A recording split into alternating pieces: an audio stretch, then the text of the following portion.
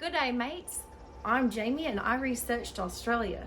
I'm here to tell you all a thing or two about the Aussies so you can be prepared to impress one when you meet one. No worries.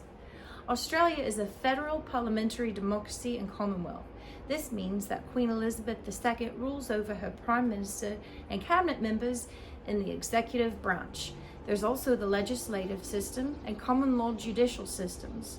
Within the common law judicial systems, there are 4 courts: the High Court, Federal Court, Family Court, and Federal Circuit Court. In trade, there's a surplus of almost $45 billion as of 2019. The top 3 imports are machinery, mineral fuels, and vehicles. The top 3 exports are mineral fuels, ores, gems, and precious metals. The top 3 trade partners are China, US, and UK. For Hosfield's cultural dimensions, I chose to compare masculinity and uncertainty avoidance with the US. I found both to be quite similar. For masculinity, there's workspace informality, individualistic mindsets, and a role of personal responsibility. People are expected to perform at their best, which is what makes them very masculine. Australians are proud of their accomplishments and oftentimes are hired for work based off of their achievements. Australia has more uncertainty avoidance than the United States, but only slightly. Now for the fun facts. Peace or no peace. This is a peaceful gesture. This is just plain rude. Rabbit math.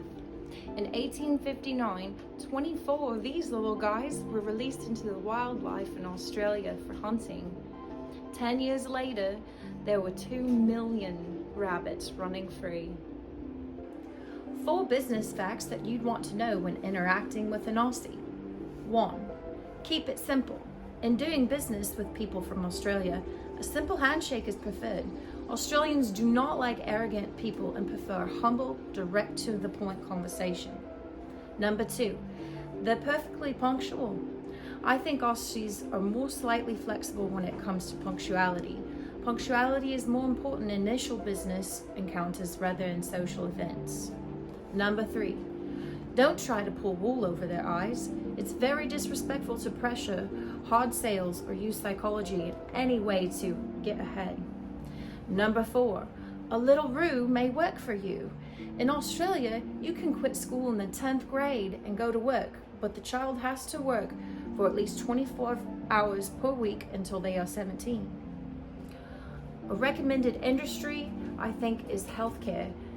With the economic growth in Australia, the healthcare industry has been one of those industries that's experienced substantial growth. If I were looking to specialize in that kind of work, especially as a modern day woman living in Australia, I would most definitely recommend Australia as a second place to call home and do business in.